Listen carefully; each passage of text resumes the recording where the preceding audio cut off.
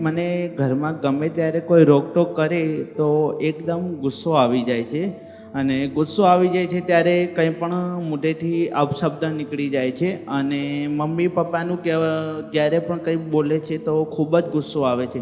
તો આના માટે શું સોલ્યુશન છે? હા, પણ રોકટોક કરે એટલે કે ખોટી બાબતમાં રોકટોક કરે કે સાચી બાબતમાં રોકટોક કરે? એટલે કંઈક ખોટી બાબત હશે એમાં બૂમ પાડતા હશે, સારી વસ્તુમાં કોઈ બૂમ ના પાડે.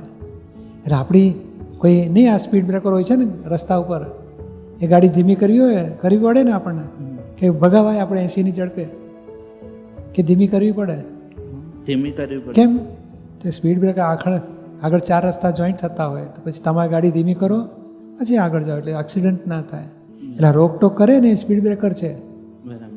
શીખવાનું, નહીં તો પછી આપણે ક્યાંક આગળ ઠોકાઈ જશે ગાડી, પછી એક્સિડન્ટમાં હોસ્પિટલમાં દાખલ કરવા પડે. અહીંયા એક્સિડન્ટમાં આવતો બહુ બગડે. એટલે આપણે તરત સમજી જવાનું કે આ રોકટોક કરે છે, માટે આપણે તપાસ કરો, આપણી ભૂલચૂક સુધારો, એ લોકોને સમાધાન થાય, દુઃખ ના રહે, એ રીતે સોલ્વ કરો આપણી પરિસ્થિતિને. આપણો વ્યૂ પોઈન્ટ બતાવો કે મારી ઈચ્છા આવી છે, મારો અભિપ્રાય આવો છે, તમે શું કહેવા માગો છો? ના, મારો હેતુ આમ છે, હું આમ નહીં કરું, આમ કરી, બધું સમજણ પાડો, સામે વાતચીત કરીને સોલ્યુશન લાવો.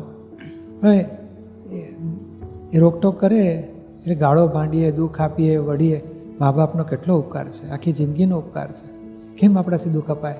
અને આપણા ભલા માટે કંઈ કહેતા હોય છે, આપણે સમજાતું નથી એટલે આપણને અકળામણ થાય, અને આપણને લાલચ હોય કે મોહ ભોગવવા હોય કે કંઈક ધાર્યું કરવું હોય એટલે પછી અડખામણા લાગે. એવું ના કરીએ. આપણે મોડું વહેલું આપણા ભાવ પૂરા થશે, પણ એમને દુઃખ આપીને પૂરા કરવા નથી. સોલ્યુશન લાવીએ.